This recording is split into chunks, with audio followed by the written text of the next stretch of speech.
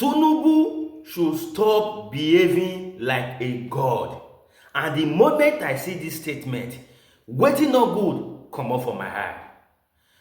Bakare don enter Baba Tinubu life. As he pass the front enter, he pass the back come out. E be like something wey dey throway arrow put for im body. My people,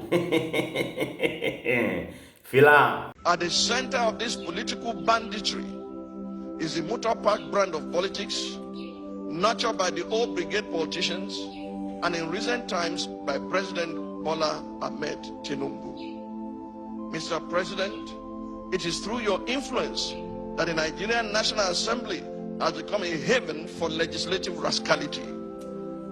Mr. President, it's under your watch that the National Assembly has become an extension of the executive, grossly violating the principles of separation of powers and rubber stamping the whims and caprices of your office, all while singing the international anthem of sycophants. On your mandate we shall stand. Mr. President, thanks to your political machinations, Nigeria is now bedeviled by a captured National Assembly, the most ineffective in its checks and balances role since the start of the Fourth Republic. Just my people, I see the hurt, it don't happen. No, a popular pastor called Bakare, he don't blast Tinubu. I don't want Tinubu to stop acting like God. Say you are not God. Man, not talk too much, so just listen to waiting in Tinubu, the message when Tinubu. My owner to bring this message for an honor to share and make Tinubu me in Sia. May you know say everybody don't they wake up, even our religious leader they don't they wake up. Watch, share and drop your thoughts in the comment section. In 2006, the Fourth National Assembly had the audacity to reject the tenure extension bid of a sitting president. In 2010, the Sixth National Assembly summoned the courage to stand against the power hijacking cabal and restore Nigeria to the path of constitutionality by invoking the doctrine of necessity. In 2011, the House of Representatives of the Seventh National Assembly had the courage to elect its leaders, as did the Senate of the Eighth National Assembly in 2015, defying executive interference. This National Assembly, the 10th, has by its unconstitutional endorsement of the President's abuse of powers proven to be the most spineless in our recent history.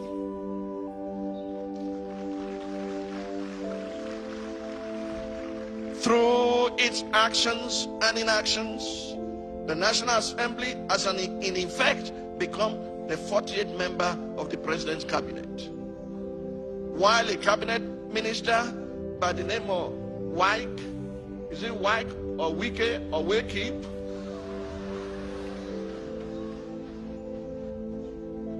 Why a cabinet minister has more or less become a third-time state governor in Rivers State, pampered by the indulgences of the president. Recent events have made it clear to Nigerians that had this assembly been in place in 2006, when the third-term agenda was proposed, our democracy would have since morphed into one of Africa's lamentable tales of sit-tight dictatorship.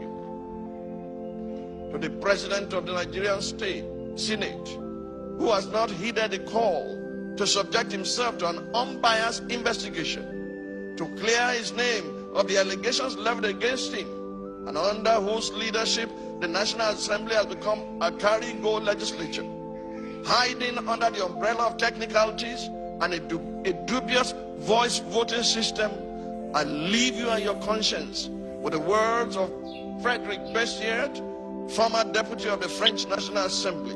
He said, and I quote, "When plunder becomes a way of life for a group of men in a society, over the course of time, they create for themselves a legal system that authorizes it and a moral code that glorifies it." To the President of the Federal Republic of Nigeria, under whose brand of politics the institution of legislative oversight is collapsing and our democracy is faced with an existential threat, I say, Mr. President, Nigeria is too delicate for this kind of politics. If this state capture was what you meant by a Milokan, It is an anticlimax that can only be counterproductive at the end. I urge you, Mr. President, to think deeply and reflect on these words. No man is wise enough, nor good enough to be trusted with unlimited power. Mr. President, please stop playing God. What we have seen since the beginning of the year is a descent into tyranny and a brazen abuse of power. Those entrusted with power appear determined to destabilize what is left of our political institutions and have committed themselves to obliterating the guardrails of constitutional governance.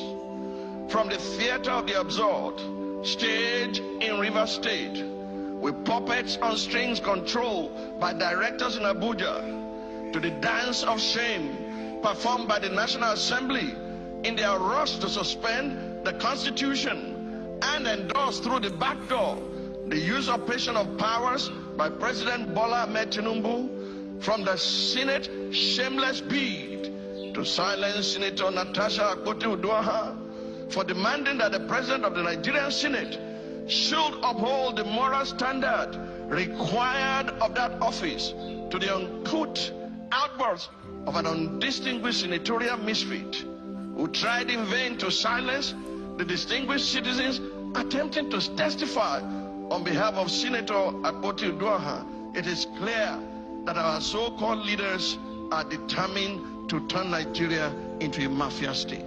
The two main contenders in the ongoing institutional immorality Olympics are the executive and the legislature. It's often said that these two arms of government suffer the worst forms of arrested development because they were the direct victims of the military era. But after 26 years of uninterrupted democracy, one must ask, how much longer before our institutions finally mature? While it is not in dispute that our institutions and constitution are inadequate, it has become obvious that our biggest problems in this nation are the occupiers of these institutions and executors of the Constitution. The quality of leadership in Nigeria has become so repugnant that citizens must declare a state of emergency on governance, demanding that every aspiring public office holder undergo rigorous psychiatric evaluation before seeking election.